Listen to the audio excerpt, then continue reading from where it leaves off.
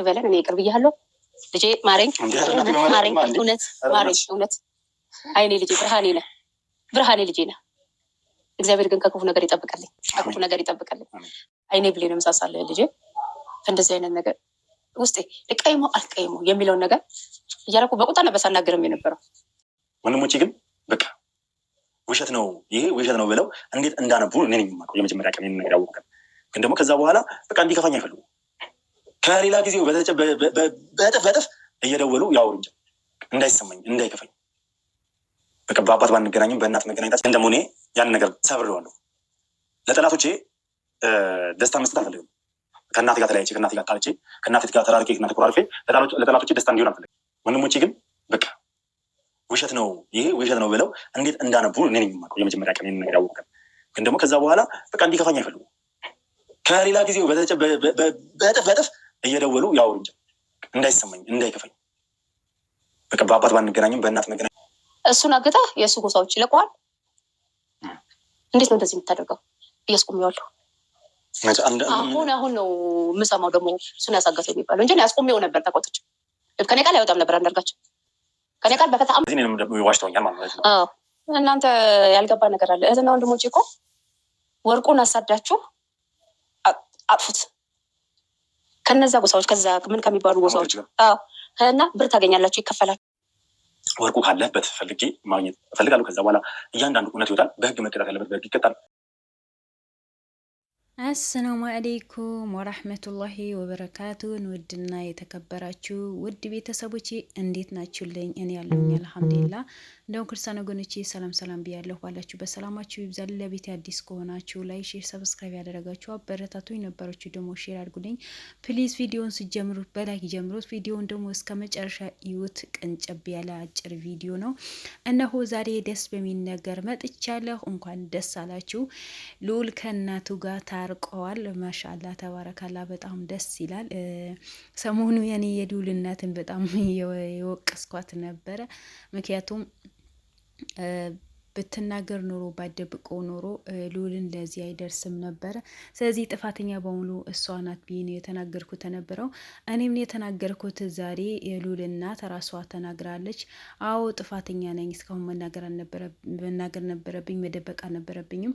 ግን እናት ነኝና ልጄ ይጎዳብኛል፣ ልጄ የሆነ ነገር ይሆንብኛል፣ ምን ይነካብኛል በማለት ጎሳዎችን በጣም መጥፎ ስለሆኑ ፈሪቼ ነው እንጂ ሌላ ነገር አይደለም።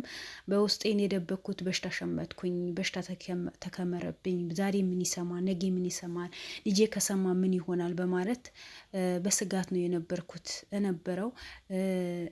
እናት ልጇ ታረግዛለች። እኔ በሽታና ጭንቀት ነው ያረገዝኩት የነበረው። ስለዚህ ዛሬ ሁሉ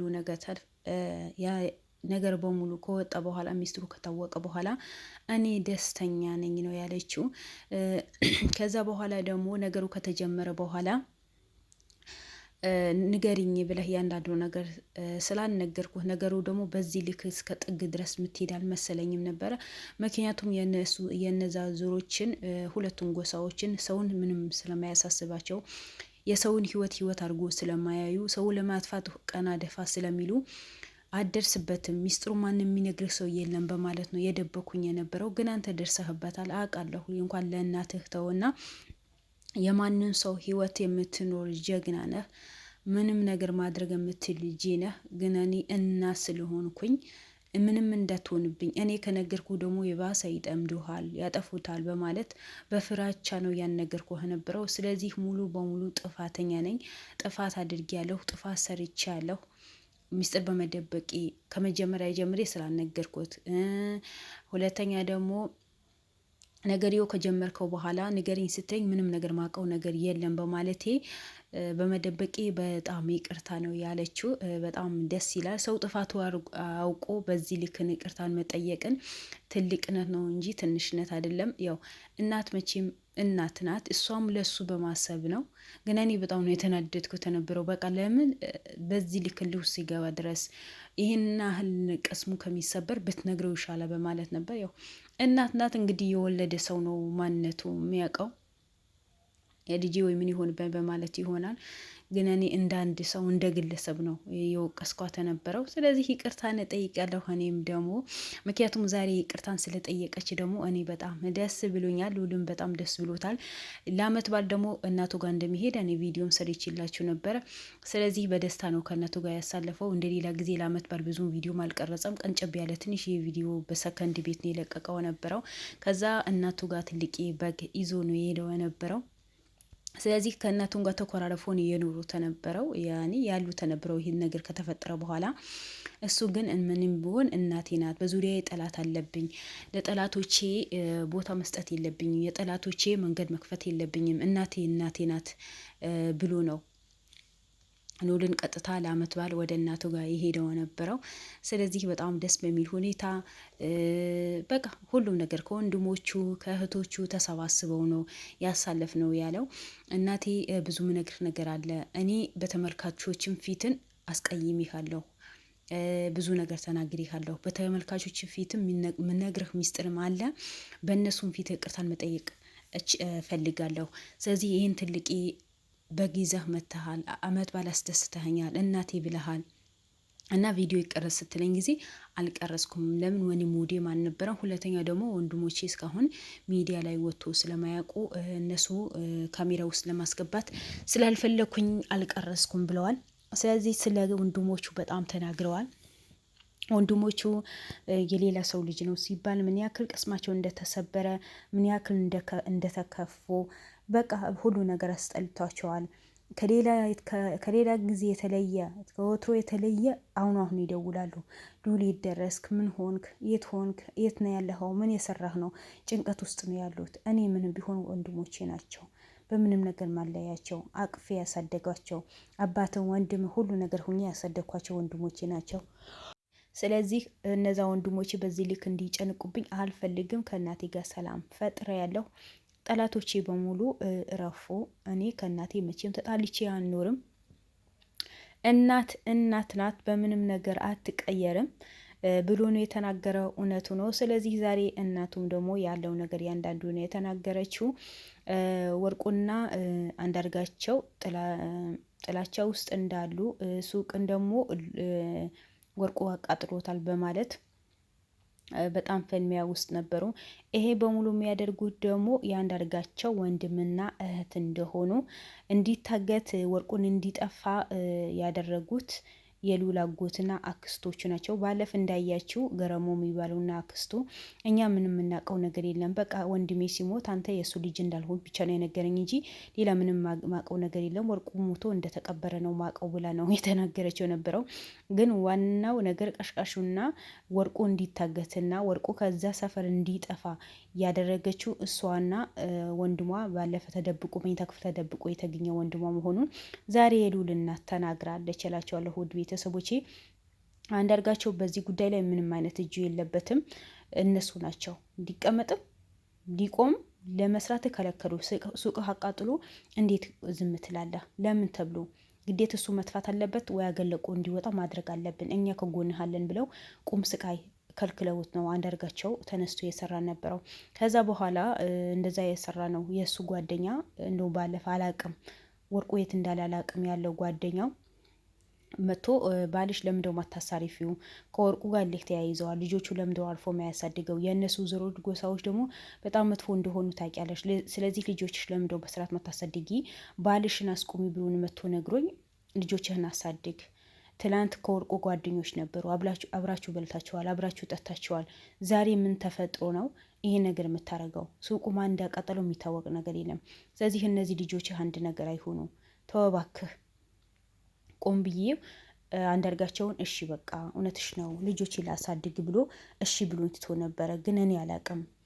ግን አሁን ያው እሱ ነው ወሳገተው ነው የሚባለው። የአንዳርጋቸው ወንድምና እህት ወይስ የሉል አጎቶችን እሱ እናጥፋውና ብር ይከፈለናል። እነዛ ጎሳዎችን ብር በኃይለኛ ነው የሚከፍሉት ነው የተባለው። አንድ ሰው ካጠፋችሁ፣ አንድ ሰው እንዲሞት ካደረጋችሁ ብር በኃይለኛ ይከፈላል። ስለዚህ ብር ይከፈልሃል። ለምንድን ነው ማታጠፋው? ለምን ዝም ትለዋለህ? እሷ ስለመከረች እሷ እንደዛ ስላለች የልጇ አባት ስለሆነ ለምን እሺ ብለሃት ቁጭ አልክ? ሱቅህን በሙሉ ንብረትን በሙሉ ያቃጣል እሱ አይደለም ወይ ብሎ እነሱ ናቸው። ስለዚህ አሁን ወርቁ የት እንዳለ ምን ውስጥ እንዳለ የት እንደታገተ የት እንዳስቀመጡት የሚያውቁት አጎትህና አክስትህ ናቸው። አጎትህና አክስትህ ናቸው። ሂደህ ጠይቃቸው። እንደገና ደግሞ የብቻችን ሆነን ብዙ መነግርህ ሚስጥሮችን አሉ፣ ያልወጡ ያልተሰሙ ብዙ ሚስጥሮች አሉ እና አሁንም ቢሆን ወርቁ የት እንዳለ ሚያውቁ የአንዳርጋቸው እህትና ወንድሞች ናቸው ብላ ነው የተናገረችው። አያችሁት? ግን ለሉል ምንም ነገር እንደማያውቁ ነው የተናገሩት የነበረው። ስለዚህ ሉል ዛሬ ምን አለ? አክስቴና አጎቴ አባቴ የሞተ ጊዜ ሳይሆን ከዛ በፊት እኔ የወርቁ ልጅ መሆን ያውቃሉ ነበረ ነው ያለው። በቃ ጥርጣሬ ውስጥ ገብተዋል ሉልን። እናቱም ደግሞ አዎ አለችው። ስለዚህ አሁን እነሱ ለአባቴ ያልሆኑ በዚህ ልክን ሰውን ለማጥፋት የሚነሱ ከሆነ እኛን መበቀላቸው ስለማይቀር እኛ መጠንቀቅ አለብን ነው ያለው። ሉልን ወንድምና እህቶቹ እናቱ ከክፍለ ሀገር አምጥቶ አዲስ አበባ ነው ከእሱ አጠገብ ነው ያስቀመጣቸው። ምክንያቱም እነዚህ ሰዎች ምን እንደሚያደርጉ አይታወቅም። ያው ባለፈ ሲሄድ ጊዜ ንብረት ልትካፈል ነው የመጣኸው፣ ከፈለክ አሁንም ንብረቱ አለ፣ ማንም የሚከለክል ሰው የለም ብላ ነው የተናገረችው የነበረው። ምክንያቱም አሁን እሷ የምታውቀው ሚስጥር እንዳለ የሉልና ስለተናገረች በሉል ቤተሰብ ላይ አደጋ ሊያደርሱ ይችላሉ። አይታወቅም፣ ሊተናኮሏቸው ይችላሉ። ለምን ወርቁ የት እንዳለ እነሱ ስለሚያውቁ ሉልን በህግ እንደሚጠይቃቸው ስለሚያውቁ ፈርተው የሆነ ነገር ሊያደርጉ ይችላሉ። ገብተዋቸዋል። የሰውን ህይወት አጥፍቶ የለመደ ሰው፣ ሰውን ለመጥፎ ነገር አድርጎ የለመደ ሰው ምንም አይመስለው፣ ቢያርፍም ምንም አይመስለው። በቃ ህይወቱ የሆነ አይምሯቸው በጭካኔ የተሞላ ነው የሚሆኑት። ስለዚህ ሉል አሁንም ቢሆን ከአጎትህ ጋር ከአክስቶች ጋር ይሄ ነገር ፍልሚያ ስትጀምሩ ራስህ መጠበቅ አለብህ። ከእናትህ ጋር ስለታረቃችሁ ቅርታን ስለተጠያየቃችሁ እኔ በጣም ነው ደስ ያለኝ። ሉል እንኳን በድጋሚ እንኳን ደስ ብሎሃል። የተመልካች ያላችሁ ክብር በጣም ደስ የሚል ነገር ነው። የተመልካች በጣም ክብር ያላችሁ እናትም ሆነም አንተ የተመልካች በጣም ክብር አላችሁ። ሰው ለሰውን አክብሮ ሲኖር ነው ፈጣሪ የሚያከብረው። ስለዚህ አሁን በምትሰራቸው ስራዎችን በሙሉ ያው አባትህን የት እንዳለ አክስትህ ወይ አጎትህ ያውቃሉ ነው ያለችው። ስለዚህ በዛ ነገር ደግሞ ስራው ሲጀምረው በጣም ራስህን እየጠበቅ መጓዝ አለብህ። ለምን አባትህን በዚህ ልክ እስካሁን ይህን ያህል ዓመት አሳግቶ ማስቀመጥ ማለት ምን ማለት እንደሆነ አላውቅም። እነዚህ ሰዎች እኔ ሰው አይመስሉኝም። ምክንያቱም የሰውን ባህሪ ያለው ሰው ነኝ የሚል ሰው በሰው ህይወት ላይ እንደዚህ ነገር አይጫወትም። በቃ አንድ ሰው ነው፣ አጥፍተዋል፣ በጥፋቱ መቀጣት አለበት እንጂ እድሜ ልክ ወረቀት እንደሆነ እንኳን ወረቀትም 1 ዓመት 2 ዓመት ካለፈ በኋላ ሊበሰብስ ይችላል። ሰው ሆኖ የሰው ህይወት ያለው ሰው ራሱ ሰው ሆኖ በሰው ህይወት ላይ በዚህ ልክን መጫወት በዚህ ልክን መጨፈር አግባብ አይደለም። ስለዚህ እነዚህ ሰዎች እውነትም አባትህን ወርቁ እስካሁን አግተው ካስቀመጡ በህግ መጠየቅ አለባቸው። ለህግ አሳልፈ መስጠት ነው ያለብህ። ወርቁ ጥፋተኛ ሊሆን ይችላል፣ ህግ አለ፣ በህግ ይጠየቅ እንጂ እነሱ ምን ቤት ሆነው ነው? ከህግ በላይ አይደሉም፣ ከህዝብ በላይ አይደሉም። ሰውን በዚህ ልክ በራሳቸው ፈቃደኝነት ሞተዋል ብሎ ባዶ አስክሬን ምንድነው ሳጥን ቀብረው ግን ያ ሰው በህይወት እንዳለ ታገተው እንደሚያሰቃዩት ግዴታ ፖሊስ መስማት አለበት፣ የህግ አካላት መስማት አለበት።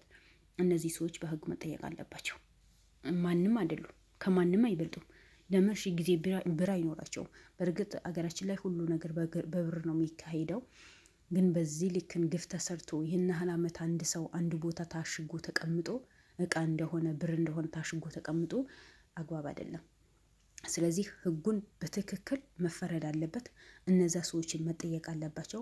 አባትህን ደግሞ የትም ቦታ ይሁን የትም አንተ ምንም ነገር አያሸንፍህም። አውጥተህ ደስተኛ የምትሆንበት ጊዜ ከአባትህን ደስተኛ ህይወት የምታሳልፍበት ጊዜ ቀሪ ዘመናችሁ አባትህን ቀሪ ዘመኑ እናትም ሆነ አንተ ቀሪ ዘመናችሁ በደስታ የምታሳልፉ ጊዜ አላህ ይርዳችሁ ነው የምልህ።